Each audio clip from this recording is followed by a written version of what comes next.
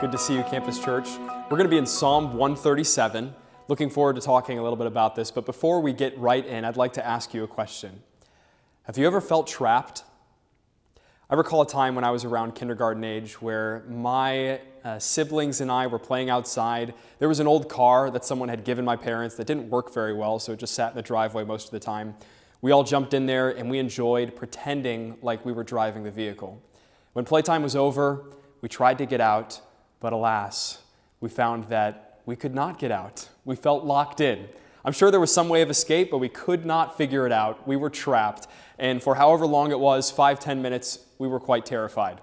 Eventually, my parents did come, they delivered us from the vehicle, and we were able to be released from our terror in that moment. That was a little scary to be captivated in that way.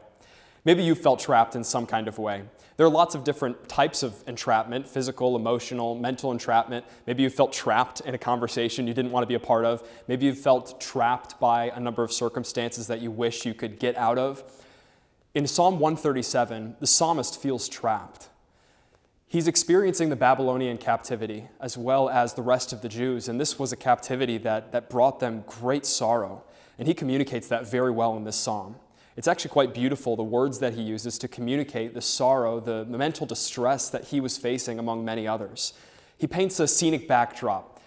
He's sitting outside of the rivers of Babylon, and they have their harps. They're able to play music, and some of their captors even desire to hear some of the music. The Babylonians, whether they were mocking them, whether they were just desirous to hear some of the beautiful music, they asked to hear some of the songs that would be sung in worship to God. This kind of request just made everybody even more sorrowful. To think back about what they once had, to remember the freedoms, the joy, the relationship that they had with God, it brought even more distress, even more sorrow, and that, of course, is communicated throughout this psalm. As they thought back, every moment just brought more of a depressed state, thinking upon what they once had that was all taken away from them. And the focus was on those Babylonians, their captors. All that had been taken from them, it felt like it was attributed to those captors. In reality, there was some sin that allowed this judgment to come upon them. Of course, the Jews, they had struggled to allow some of their customs to become negligent. They put aside some things with their duty, and they allowed even some pagan practices to be implemented in what they were supposed to do. They'd become rebellious and not responding when God would reach them with prophets and call them to repent.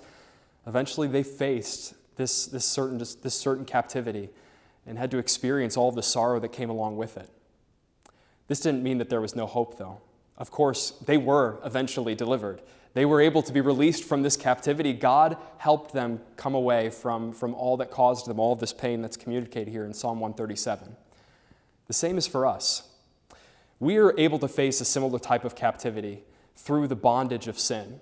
Sin can captivate us in ways that is entirely sorrowful. And once we fall further into that kind of captivity, we may look back and look at the previous freedoms and joys we had in our relationship with God. There is hope. Just as God delivered the Jews from their captivity, he can deliver us from that sin as well. He's willing to do that for anybody that's repentant. He's willing to do that for anybody that's willing. Experience God's deliverance and experience the joys that come from him as he can free you from that bondage of sin. This psalmist, again, beautifully communicates some of these things. And so as you read Psalm 137, I'd encourage you to read it aloud. Think through the hope that God allows through deliverance.